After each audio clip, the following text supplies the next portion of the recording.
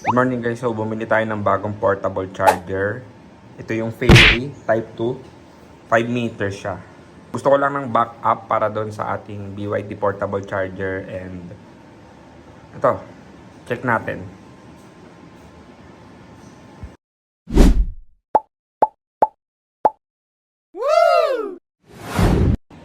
So ito siya, binuksan ko na. And Type 2 siya. So fit sa kotse natin. And kahit ganito yung itsura ng saksakan niya, pwede yan sa mga regular outlet. Dito na dun sa BYD na kailangan pa grounded yung outlet. Ito, lagyan mo ng adapter. Gagana na siya sa regular outlet. Ito naman, digital na to. Then, pwede ma-adjust yung current dito from 8 amperes to 16 amperes. So, around 1.7 kilowatt up to 3.5 kilowatts. So, ito atin guys, upgraded version, 5 meters. May screen, pag-adjust ng current, delayed charging. Nasa around 5,000 pesos ko lang nakuha to. Merong mas mahal dito na onte. Upgraded version, may application siya and pwede i-connect sa smartphone para ma-monitor nyo yung status ng pag-charge nyo.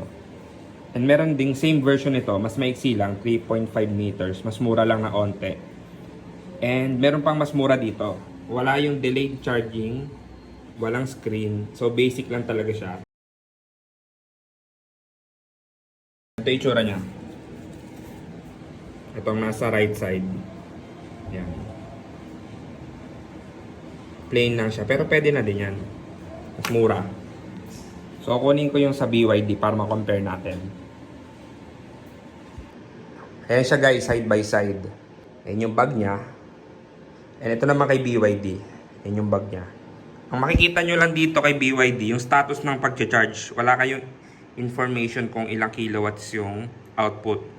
So, pag umilaw tong fault, hindi grounded yung saksakan. Tapos ilaw tong dalawa pag okay. So, yun nga. Same sila. Pero ito, required talaga na grounded yung outlet. So, mauobliga tayong gumamit ng extension na may grounding. So, medyo hassle kasi kailangan dala ko itong dalawa lagi.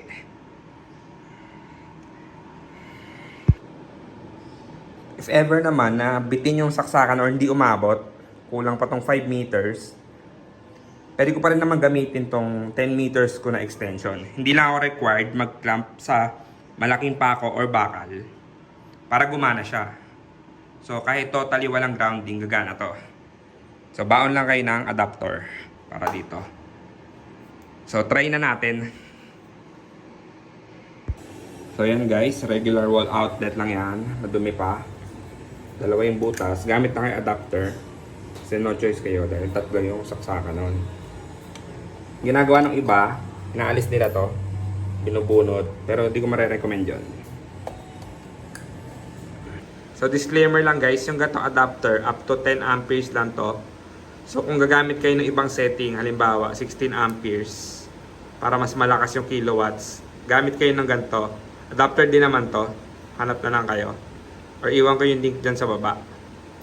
Up to 3,500 watts to. Or 3.5 kilowatts. Medyo mabigat lang siya. And yan, 16 amperes. Kung gusto nyo pala ma-estimate kung ilang kilowatt hour yung magiging consumption nyo, ganito lang yung gawin nyo. Yung amperes, multiply nyo yan sa power ng outlet nyo. Yung sa amin, 243. Then, divide nyo sa 1,000. Yun yung magiging kilowatt per hour nyo. Ito example. 10 amperes, multiply nyo yan sa 243 volts divided by 1,000. So, nasa 2.4 kilowatts yung consumption namin.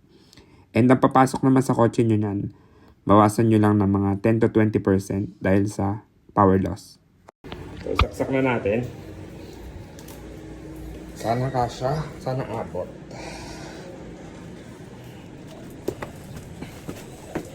Sakto mo kan. Okay. Ito.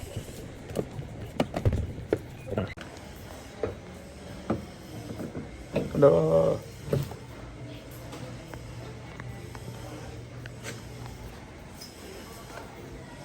Yan, ulan.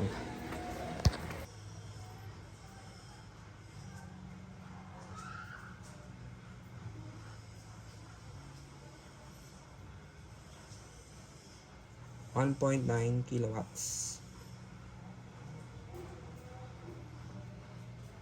So ayan guys, 8 minutes na tayo nag-charge. Hindi nyo na ma-adjust yung current nyan. At bubunutin nyo muna para mapalitan nyo. And kita nyo, 2.4 yung kain sa atin. 2.4 kilowatts. Pero ang pumapasok lang sa kotse ay 2 kilowatts. Pero talaga may mga nawawalang energy dahil sa heat. Yan, umiinit yan paunti-unti. And may outlet naman ako doon sa tabi ng kotse. Grounded kasi yon, kaya doon ako nagsasaksak. Pero since para sa experiment na to, regular outlet lang tayo. Yan.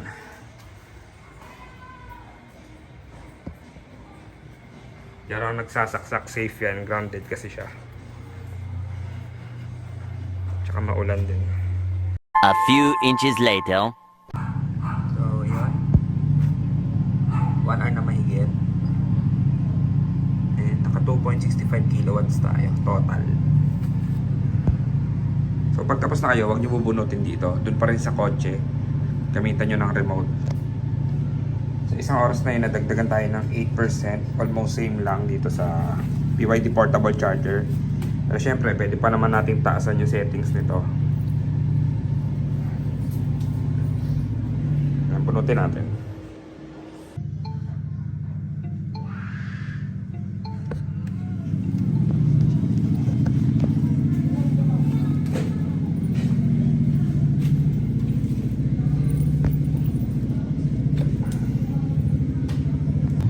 So yun, binunod ko na guys. Ayan. Tsaka nyo lang ulit ma-adjust yung amperes. Ayan, pagkabunot, ito naman yung bunutin nyo. Okay na yan. Walang power off button to. Hindi naman siya uminit gaano. Sobrang lamig pa nga eh. So, pakita ko rin itong BYD na portable charger guys sa regular outlet. Ayan, tatlo. So, kailangan ng adapter.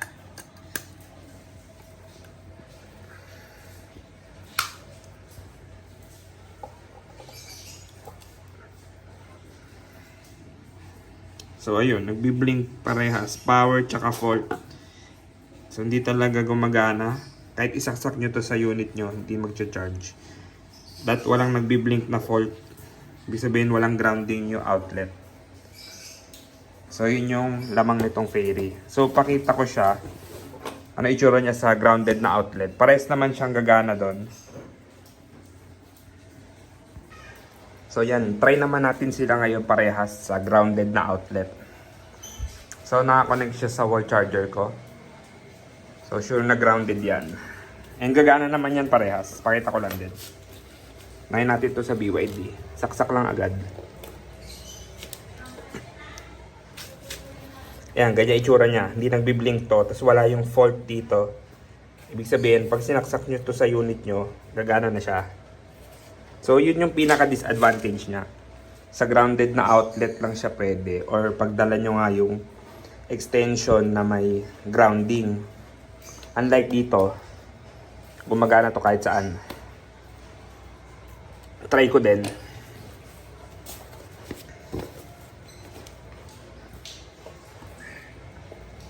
Mas mabigat lang talaga siya. Ayan. Na-adjust yung current, diba? Pares lang. Ito pala yung delay charging. And 1 hour. Kailangan nyo gamitin. So yun lang guys. Gumagana din siya. So, mas versatile to. Pwede sa grounded, non-grounded outlet. Tapos ito naman, kailangan grounded lang or yung may extension ka.